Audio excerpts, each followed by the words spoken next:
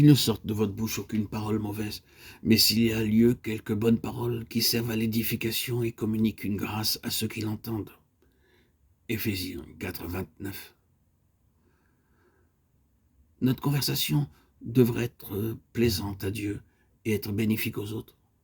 Quoique parfois nous ne disons rien, nous gardons les choses intérieurement, nous ne sommes pas devenus saints pour cela. Mais Paul dit que ce qui est bon serve à l'édification. La bouche qui est utilisée pour de mauvaises choses doit être utilisée une fois pour toutes pour des paroles agréables. Seules des paroles bienveillantes peuvent édifier les autres. Même si parfois nous recevons des mots déraisonnables, indésirables, nous ne devons pas avoir de mots amers pour eux. Nous devons avoir des mots de bénédiction pour eux. C'est la véritable sainteté. C'est ce que nous voyons en Jésus. Sur la croix, face aux outrages déraisonnables du peuple, il prononçait ces mots bienveillants. Père, pardonne-leur, ils ne savent pas ce qu'ils font. Christ demanda au Père de leur pardonner avec une raison derrière cela. Que cela est contraire à notre nature. Nous avançons plusieurs raisons pour ne pas pardonner, pour justifier nos attitudes. De telles paroles ne pourront jamais édifier les autres. Seules des paroles miséricordieuses pourront édifier les autres. Que toute amertume, toute animosité, toute colère, toute clameur, toute calomnie et toute espèce de méchanceté disparaissent du milieu de vous. Éphésiens 4, 31. Ici, Paul fait état des aspects négatifs, mais ne s'arrête pas seulement sur ces aspects seuls.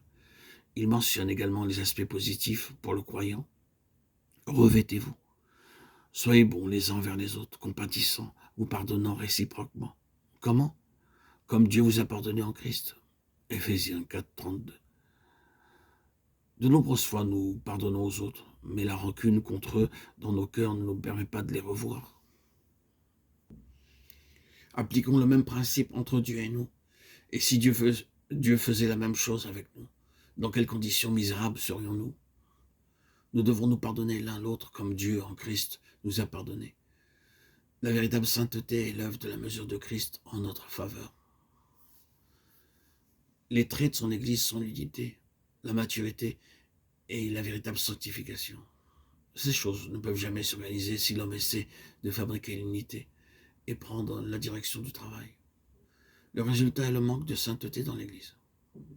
Ainsi, le Seigneur regarde l'Église et déclare qu'elle va être vomi de sa bouche. Ce n'est pas la véritable Église. C'est quelque chose que Christ abhorre. Si nous avons le désir de connaître la plénitude de Dieu et le désir d'avoir communion avec Dieu et ses enfants, poursuivons ces choses. Ne recherchons pas l'honneur du monde, l'argent, une position, des biens. Cela ne doit pas être notre but. Notre but doit être en premier lieu de marcher dans l'humilité, la patience, se supportant les uns les autres, gardant l'unité de l'esprit par le lien de la paix avec le don donné par Dieu.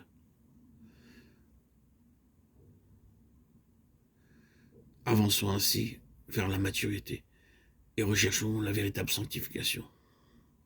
Ainsi, nous serons en mesure de connaître la plénitude de Dieu corporativement seulement dans l'Église. Ce qu'il a entrepris, finalement, il le verra.